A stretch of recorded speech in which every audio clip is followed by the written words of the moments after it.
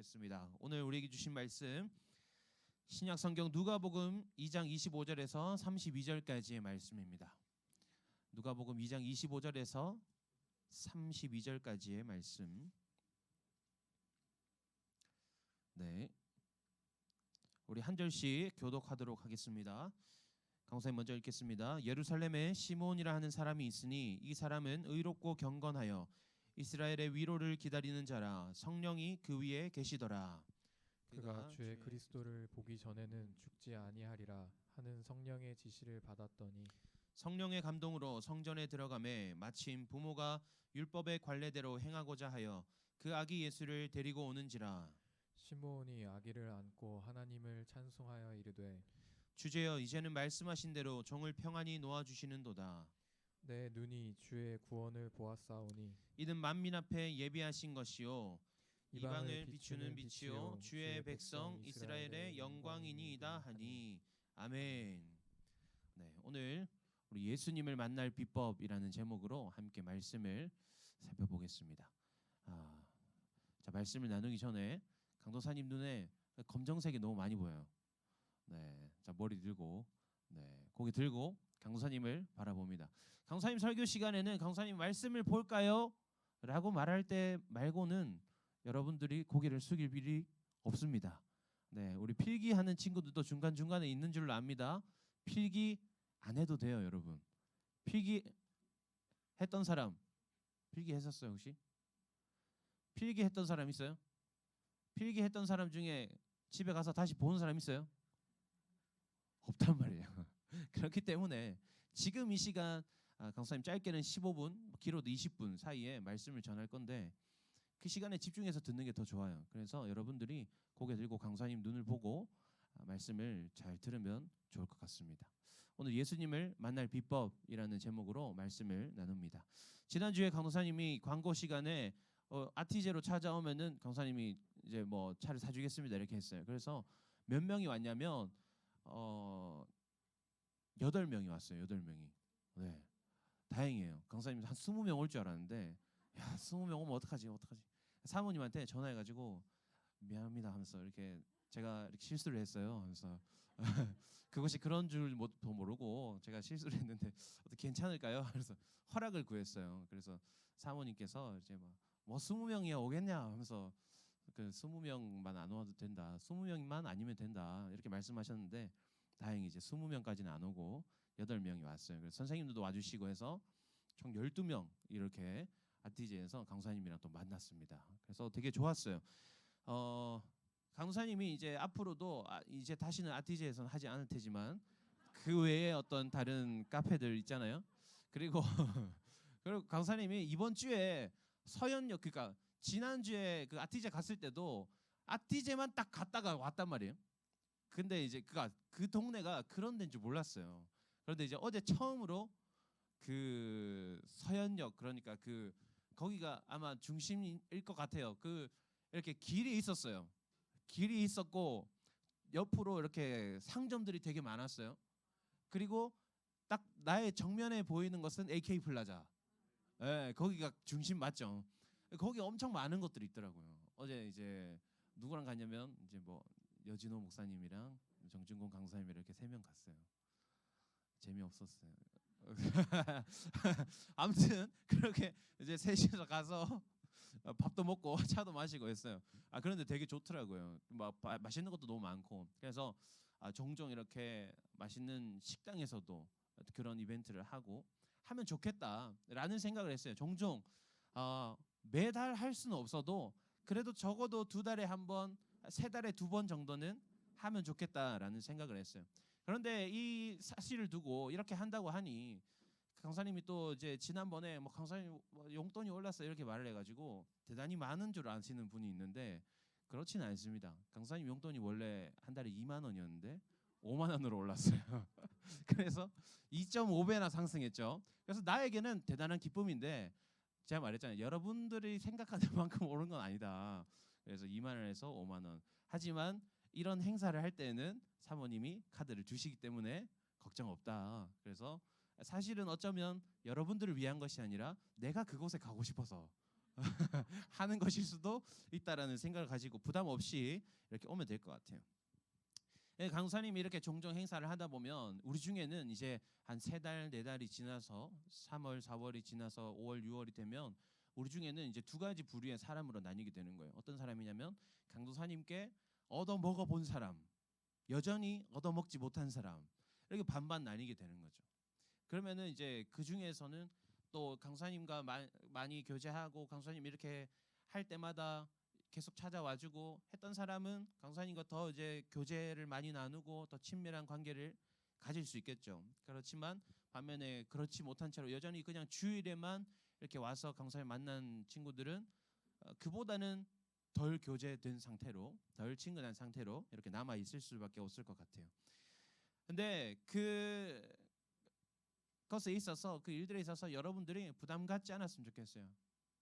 강도사님을 만날 수 있는 비법은, 예수님을 만날 비법 알기 전에 강도사님 만날 비법은 그냥 별 생각 없으면 돼요. 강도사님 만나서 어떤 얘기를 하지? 별 얘기 안 했어요. 강도사님은 어떤 얘기 했어요 와서? 그러니까 기억도 나지 않을 만큼 별 얘기를 안 했어요. 왔어? 와, 그럼 와줘서 고맙다. 뭐 마실래? 그래, 갔다 와. 계산하고 와서 뭐 했어요? 공부하러 왔어? 그래, 공부 열심히 해. 끝났어요 그냥. 부담 없이 여러분들 오면 돼요. 그러니까 할 때마다 언제 할지 모르겠지만 강사님이 너무 안 한다 싶으면 여러분들이 물어보세요. 언제 하냐고. 그러면 이제 그때 한다고 할게요. 그러니까요. 아무튼간에 강사님 만날 비법은 별 생각 없이 부담 갖지 말고 만나러 오는 것이다. 그러면 우리가 또 살펴볼 것은, 오늘 말씀을 통해 알 수 있는 것은, 예수님을 만나려면 우리가 어떻게 해야 될까? 예수님을 만날 비법은 도대체 무엇일까? 오늘 이 땅 가운데도 또 성경 속에서도 2가지 부류의 사람이 있어요. 예수님께서 이 땅에 오셨지만 예수님을 만난 사람과 예수님을 만나지 못한 사람, 그렇게 2가지 부류가 있습니다. 예수님을 만난 사람과 예수님 만나지 못한 사람, 여러분들은 어떤 사람이 되고 싶습니까? 만난 사람이요. 감사합니다. 대답해줘서. 선물은 안 줘요. 네. 우리는 예수님을 만난 사람이 되고 싶어 한단 말이에요. 예수님께서 이 땅에 오셨기 때문에 그래, 우리가 오셨는데 한번 만나봐야지. 예수님을 만나야겠다는 마음이 있단 말이에요. 근데 예수님을 우리가 어떻게 만나야 하는지는 잘 몰라요. 잘 몰라요. 오늘 말씀을 통해서, 오늘 말씀에 특별히 시므온이라 하는 사람이 등장하는데, 이 시므온이라는 사람을 통해서 우리가 어떻게 예수님을 만날 수 있을까? 그 비법을 우리가 배워보고자 합니다. 성경은 시므온에 대해서 이렇게 설명합니다. 의롭고 경건하여 이스라엘의 위로를 기다린 자라. 성령이 그 위에 계시더라. 이렇게 말합니다. 여기서 핵심은 성령이 그 위에 계시더라. 성령이 그 안에 계시더라. 이렇게도 번역을 할 수 있습니다. 마음속에 성령 하나님이 항상 함께하는 사람이었다라고 이 시므온을 소개하는 거죠. 항상 성령님이 지켜보시는, 항상 성령님의 어떤 그 보호 감찰 안에 성령님께서 이렇게 관리해 주시는 삶을 살았던 사람이 바로 시몬이다. 그 사람이, 그 시몬이 어떻게 성령 하나님의 보호하심 아래에서, 어떻게 성령 하나님이 함께 하심 가운데 살 수 있었을까? 본문에 기록되기로 의롭고 경건한 자라, 이렇게 소개하는 거죠. 의롭고 경건한 삶을 살았더니 성령님이 항상 그와 함께 하셨다고 지금 성경이 우리에게 가르쳐주고 있습니다. 그러면 우리가 깨달을 수 있는, 예수님을 만날 수 있는 비법이 뭐예요? 첫 번째, 의롭고 경건한 삶을 살아야 한다라는 것이에요. 의롭고 경건한 삶이 뭘까? 강사님이 몇 가지 성경 구절을 읽어주겠습니다. 누가복음 1장 6절입니다. 이 2 사람이 하나님 앞에 의인이니 주의 모든 계명과 규례대로 흠이 없이 행하더라. 이 우리가 읽은 본문 앞에 등장하는 세례 요한의 아버지와 어머니를 두고 이야기하는 거예요. 엘리사벳과 사가랴를 두고 이 2 사람이 의인인데, 그러니까 의로운 사람인데, 왜 의로운 사람이냐? 하나님의 규명과 율법들을 모두 잘 지킨 사람들이더라. 그러니까 우리가 의롭게 살아간다는 것은 무엇일까? 하나님의 말씀을 잘 지키며 살아가는 삶이다. 사도행전 10장 2절에서 고넬료라 하는 사람을 두고 이렇게 설명합니다. 하나님 아버지 앞에서 정결하고 더러움이 없는 경건은 곧 고아와 과부를 그 환난 중에 돌보고 자기를 지켜 새 속에 물들지 아니하는 그것이니라. 경건한 삶은 무엇인가? 하나님을 경외하고 하나님의 사람들인 그 가난한 힘든 사람들을 구제하고 또 내 자신을 지켜서 뭐요? 내가 지금 한 세 줄 띄어 읽었어요. 자, 10장 2절 다시 읽습니다. 그가 경건하여 온 지방과 더불어 하나님을 경외하며 백성을 많이 구제하고 하나님께 항상 기도하더니, 하나님을 경외했고 백성들을 도와줬고 하나님께 항상 기도했던 사람이다. 이게 바로 경건한 삶이다. 그리고 야고보서 1장 27절에서 참된 경건은 무엇인가? 참된 경건은 무엇인가 설명합니다. 경건은 곧 고아와 과부를 그 환난 중에 돌보고 자기를 지켜 세속에 물들지 아니하는 그것이니라. 고아와 과부, 그러니까 소외된 사람들을 돌보아주고 나를 지켜서 세상과는 다른 사람으로서 살아가는 것이 바로 경건이다, 이렇게 이야기합니다. 종합적으로 보았을 때 의롭고 경건한 삶은 무엇이냐? 내가 하나님 앞에서 하나님을 사랑하고 또 하나님을 잘 섬기고 또 하나님이 사랑하신 하나님의 백성들, 하나님의 지으신 바 된 모든 세상을 사랑하고 섬기며 살아가는 것, 그리고 그에 있어서 남들과는 다른 삶을 살아가는 것, 세상과는 무언가 다름을 보여주는 그런 삶이 바로 의롭고 경건한 삶이다라는 것을 알 수 있는 거죠. 다시 말해서 나를 기준으로 삼는 삶이 아니라 내 가치를 쫓아가고 내 만족을 추구하고 내 행복을 추구하며 살아가는 삶이 아니라, 의롭고 경건한 삶은 무엇이냐? 하나님을 기준으로 삼고 하나님의 가치를 추구하며 하나님의 만족과 하나님의 행복하심을 꿈꾸며 살아가는 삶이 바로 의롭고 경건한 삶이다라고 이야기할 수 있는 거죠.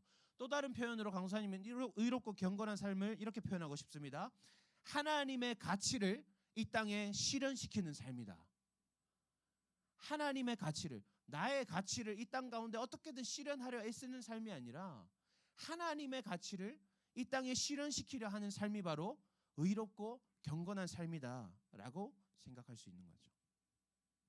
삶 가운데 하나님이 나와 함께 하심을 기억하고, 그래서 나와 함께 하시는 하나님의 가치를 실현시키기 위해 달려가는 것, 그것이 바로 오늘 성경 말씀을 통해서 우리가 깨달아야 할, 우리가 살아내야 할 삶의 모습인 거죠.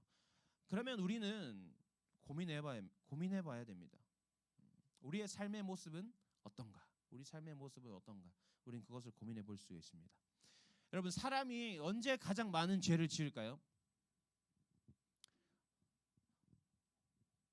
주원이는 언제 가장 많은 죄를 지어? 대답하지 마세요. 지켜주겠습니다. 네. 언제 가장 많은 죄를 지을까? 힘들 때, 막 슬플 때, 시험 기간에 막 짜증이 나가지고, 그럴 때 우리가 죄를 많이 지을까요? 언제 가장 죄를 많이 짓냐면 혼자 있을 때 죄를 가장 많이 짓습니다. 강사님 언제 죄를 많이 지을까요? 강사님 혼자 있는 시간이 언제일까요? 운전할 때. 이 세상에 나밖에 없어. 그런 시간이에요. 그런 공간이에요. 그래서 운전할 때, 강사님 운전을 한 지가 이제 한 8년 조금 넘어가는데, 그 8년의 시간 동안 그 초창기에는 이 운전만 하면, 그러니까 다른 사람이 같이 타고 있으면 괜찮은데 내 혼자 운전을 하면 다른 세상이 되어버려요. 세상 그런 미움이 막 솟아나고 마음속에서 막 세상 사람들이 이해되지 않고, 특별히 그런데 여러분들은 잘 공감 못할 수도 있어요. 왜냐하면 강사님이 이 도시에 올라오니까, 이 분당에 올라오니까 사람들이 운전을 다 너무 잘해요. 그러니까 잘해서 잘하는 게 아니라 다들 이렇게 배려심이 많아요. 여러분들은 공감 못할 수도 있지만 대구에서는, 특별히 대구를 비롯한 경상도 지역에서는 얕보이면 큰일 나요. 도로 위에서 절대 얕보이면 안 돼요. 내가 조금만 방심하면 나는 앞으로 갈 수 없어. 내 앞으로 몇 대가 들어오냐면, 내가 조금만 주춤하면 뒤에서 바로 막 경적 날라옵니다. 그러니까 여기서는 좋은데, 아무튼 그 시간이 되게 혼자 있는 그 시간이 내가 이렇게 자꾸 빗나가는 것 같더라고요. 약간 나만의 어떤 일탈이 자꾸 시도되는 그런 시간인 거예요. 그래서 이제 강사님이 그걸 인지한 순간부터 그걸 바꾸려고 생각했어요. 내가 이 시간을 잘 지켜야겠다. 왜냐하면 다른 시간들은 강도사님이 집에서, 특별히 강도사님 이제 아기가 3살인데 강도사님이 하는 모든 말을 다 따라해요. 모든 말을 다 따라해요. 그 집에서 어느 날 뭐 오마이갓 이러면서 그런 말을 하더라고요. 그래서 와, 말을 조심해야겠다. 뭐가 오만 말을 다 해요. 그러니까 집에서도 그런 뭐 생각과 마음과 말들과 함부로 할 수 없는 거예요. 또 강사님이 집 말고 어디 가겠어요? 교회 오겠지. 교회 오면 어때요? 다 목사님, 강도사님, 또 간사님, 전도사님 다 계시니까 항상 이 마음과 생각을 잘 이렇게 붙들고 있어야 된단 말이에요. 그런데 그 운전하는 시간에도 이 시간도 내가 조금 더 정신을 붙들고 있어야겠다. 그런 마음을 먹기 시작했죠. 그래서 그 세상 모든 사람을 이해하기로 약속했어요. 나 자신과 하나님께 하나님, 제가 이 도로 위에 모든 사람들을 다 이해해 보겠습니다. 그래서 갑자기 막 끼어들게 해가지고 빨리 가는 사람들을 만나면 뭔가 정말 급한 일이 있나 보다. 있겠지. 있어야만 해.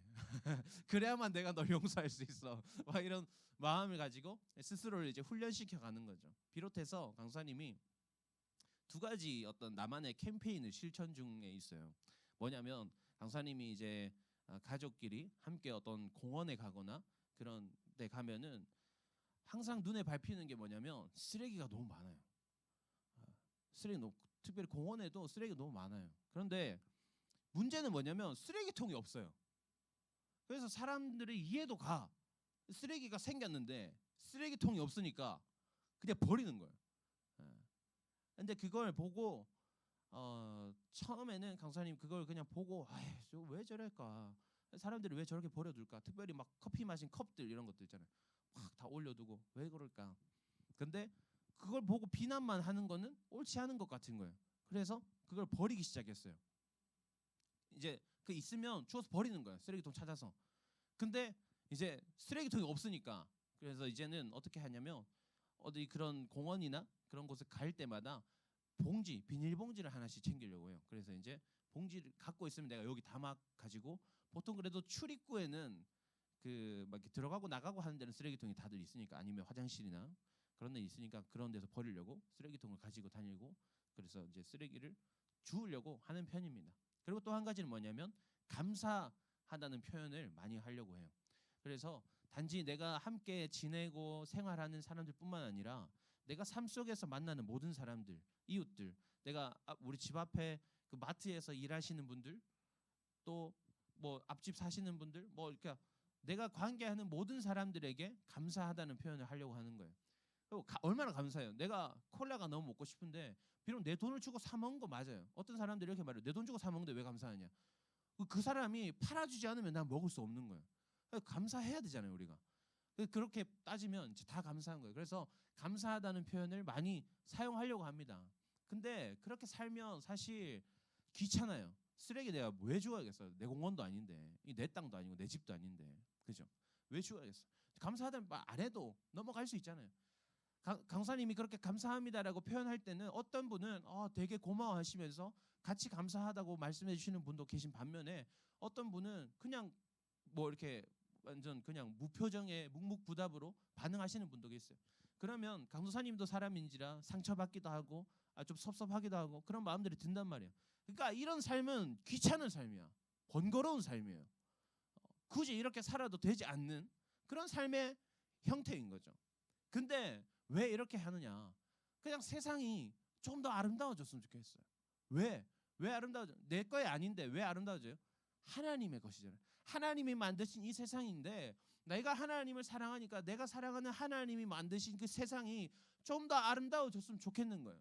나 한 사람이 변한다고 해서, 나 한 사람이 쓰레기 줍는다고 해서, 감사하다고 말한다고 해서 별로 크게 바뀌지 않을 수는 있지만, 내가 함께 하는 사람들만큼은 그 변화를 눈치챌 수 있는 거예요.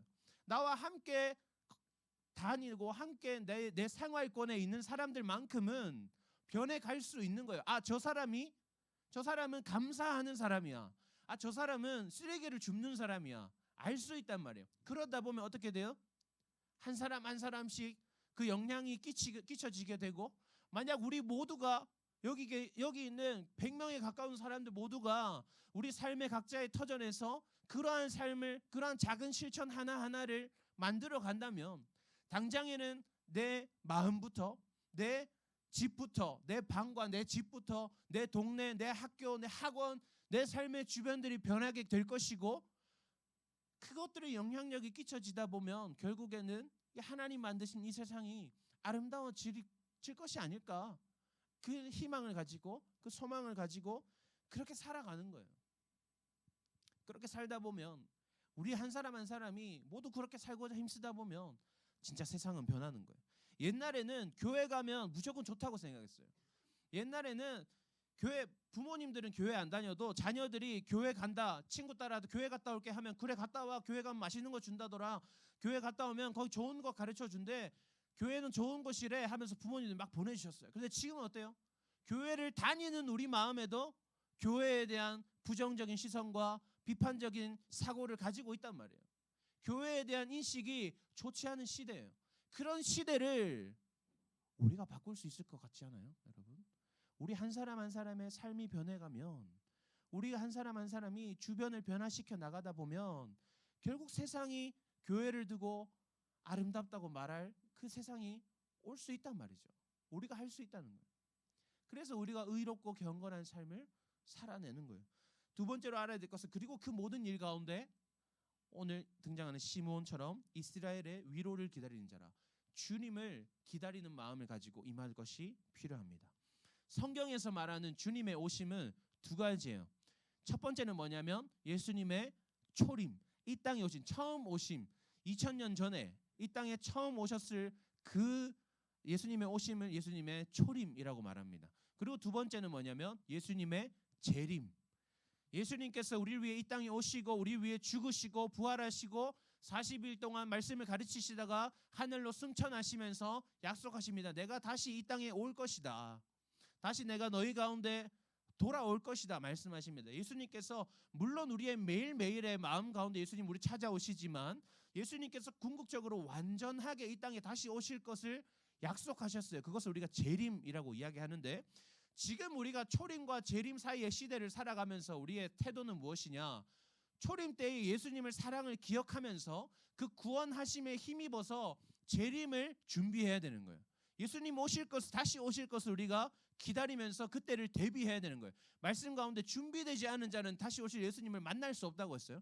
준비되지 않은 자는 예수님의 다시 오심이 절망일 뿐이고 죽음일 뿐이라고 말씀합니다. 그러니까 우리는 준비된 사람이 되어야 하는 거예요. 의롭고 경건한 삶을 살면서 주님의 오심을 날마다 준비해야 되는 거죠. 청소하는 삶, 감사하다고 말하는 삶, 힘들고 귀찮다고 말했어요. 그런데 우리가 왜 그렇게 살아야 되느냐? 내가 오늘을 살아가는 사람이면 그렇게 안 사는 게 나아요. 내가 오늘을 하루하루를 살아가는 사람이면 그렇게 살지 않는 게 나에겐 더 행복한 삶이에요. 그런데 나는 오늘 하루를 살아가는 것이 아니라 재림의 때를 기다리며 재림 후에 있을 나의 영원한 삶을 위해서 그것을 준비하는 과정으로 오늘 하루를 살아낼 뿐이기 때문에, 오늘 하루에 내가 조금 힘들지라도, 오늘 하루에 내가 조금 번거롭고 내가 섭섭하고 어떤 외면 당함을 받는다 할지라도, 나의 이 밑거름들이 쌓여서 예수님 다시 오셨을 그 재림 이후에 주어질 나의 영원한 삶, 그것을 바라면서 내가 하루하루를 견뎌내고 그렇게 감내하면서 살아가는 거예요. 충분히 가치가 있는 거죠. 이 땅에서 살아봐야 우리가 얼마나 살겠어요? 얼마나 뭐 요즘 뭐 120살, 150살 그렇게 말하지만 그래봤자 제한돼 있어요. 길어도 제한돼 있어요. 끝은 있어요. 근데 하나님이 우리에게 말씀을 통해서 약속하시는 것은 우리에게 영원한 생명을 약속하시는 거예요. 우리에게 영원한 생명을 약속하시는 거예요. 끝이 없는 삶. 그러면 나는 이 시간을 투자해서 그 시간을 준비하는 게 맞다고 봐요. 여러분들이 지금 학교에서 열심히 공부하는 이유가 뭐예요? 지금 시간을 투자해서 지금 이후의 시간들을 위해서 준비하는 거잖아요. 마찬가지인 거예요. 오늘 하루하루 살아가는 것은 지금의 나를 위한 것이에요. 여러분들 지금의 나를 위한다면 공부 왜 하겠어요? 맨날 놀러 다니면 되지. 그죠? 마찬가지인 거예요. 우리가 영원을 위해서 오늘 하루를 감내하며 살아가는 것. 의롭고 경건한 자가 되기 위해 하루하루를 견뎌내는 것, 그것이 우리가 살아야 할 방향입니다. 이 땅에 오신 예수님을 믿고 그분을 믿음으로 그분이 다시 오실 것을 소망하며 의롭고 경건한 삶을 살아가는 것, 우리가 오늘 하루하루를 하나님을 믿는 사람으로서 보다 더 아름다운 세상을 만들기 위해 최선을 다해 살아가는 그런 삶이 바로 예수님을 만날 수 있는 비법이다라는 것을 우리가 반드시 기억했으면 좋겠습니다. 우리가 그렇게 살고자 했을 때에 우리는 반드시 예수님을 만날 수 있게 될 것이고, 예수님을 만나고자 힘쓰는 우리의 삶을 통해서 이 세상은 보다 더 아름답게 변해갈 수 있을 것입니다. 우리 함께 찬양하면서 나아갔으면 좋겠습니다. 내 주를 가까이라는 찬양인데 여러분들이 잘 모른다고 하더라고요. 그런데 이 찬양이 아주 쉽습니다. 그래서 강도사님이 한번 나누고 여러분들이 따라했으면 좋겠어요. 고백합니다.